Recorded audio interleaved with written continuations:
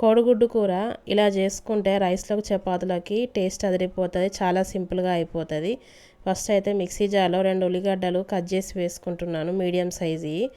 తర్వాత అల్లం వెల్లుల్లి వేసుకోవాలి. పొట్టు తీసుకొని చిన్నగా కట్ చేసుకున్న అల్లం వెల్లుల్లి వేసుకొని మెత్తటి పేస్ట్ లాగా పట్టుకోవాలి. ఇట్లా పేస్ట్ లాగా పట్టుకున్నాక పక్కన పెట్టుకోవాలి. ఆయిల్ హీట్ కావాలి. హీట్ అయ్యాక కొద్దిగా పసుపు వేసుకోవాలి కోడిగుడ్లను వేయించుకోవడానికి. ఉడికించి పొట్టు తీసుకున్న కోడిగుడ్లను ఇందులోకి వేసుకోవాలి.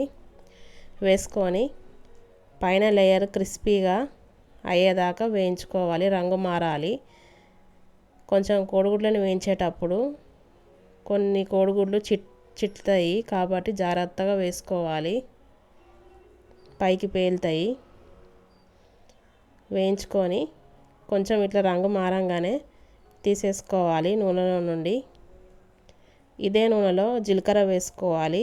జీలకర్ర చిటపట్లాడాక ఇందాక పట్టి పెట్టుకున్న ఉల్లిగడ్డ పేస్ట్ వేసుకోవాలి. అల్లం వెల్లుల్లి కూడా ఇందులోనే వేసాను కాబట్టి మళ్ళీ వేయాల్సిన అవసరం లేదు. వేసుకొని కలుపుకోవాలి.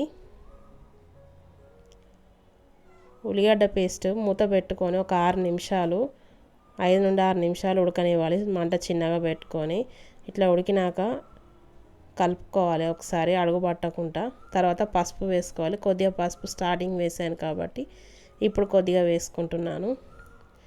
వేసుకొని వేయించిన జీలకర్ర మెంతి పొడి వేసుకోవాలి. ఈ జీలకర్ర మెంతి పొడి వేసుకుంటే స్మెల్ చాలా బాగుంటుంది కోడిగుడ్డు కూర. తర్వాత 3 టమాటాలు మిక్సీ జార్లో వేసుకొని మెత్తని పేస్ట్ లాగా పట్టి వేసుకుంటున్నాను. మొత్తం కలిసేట్టుగా కలుపుకోవాలి. తర్వాత ఈ పేస్ట్ అంతా కూడా మూత పెట్టుకొని మరొక 6 నిమిషాలు ఉడకనివ్వాలి. నూనె కొంచెం పైకి తేలేదాకా ఉడకయించుకోవాలి. ఇట్లా ఉడికాక ఒకసారి కలుపుకోవాలి. కలుపుకొని సరిపడా కారం వేసుకోవాలి.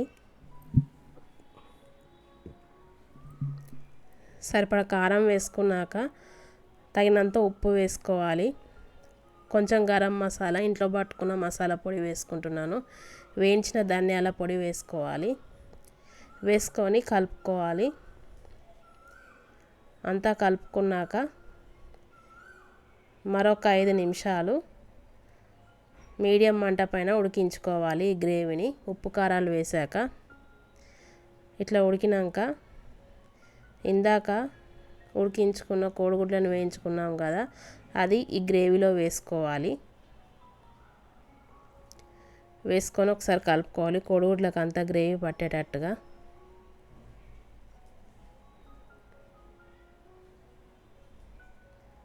కలుపుకొని గ్రేవీ కోసం కొద్దిగా నీళ్ళు పోసుకోవాలి. అప్పుడు గ్రేవీ మంచిగా అవుతుంది. కొద్దిగా నీళ్ళు పోసుకొని మరొక 5 నిమిషాలు ఉడికించుకోవాలి. గ్రేవీ అంతా కోడిగుడ్లకు పట్టేటట్టుగా మూత పెట్టుకొని చిన్న మంట పైన ఒక 5 నిమిషాలు ఉడికించుకోవాలి. 5 నిమిషాల తర్వాత మంచిగా ఇట్లా ఉడికిపోయింది. ఒకసారి కలుపుకోవాలి అడుగు పట్టకుండా. కలుపుకొని స్టవ్ ఆఫ్ చేసేసుకోవాలి. స్టవ్ ఆఫ్ చేసేసుకొని రైస్లోకి చపాతీలోకి తింటే రుచి అదిరిపోతుంది. చేయడం కూడా చాలా సింపుల్గా అయిపోతుంది. కూర కూడా వండడం చాలా ఫాస్ట్గా అయిపోతుంది. హడావుడిగా ఉన్నప్పుడు చాలా ఈజీగా అయిపోతుంది ఈ కూర చేయడానికి.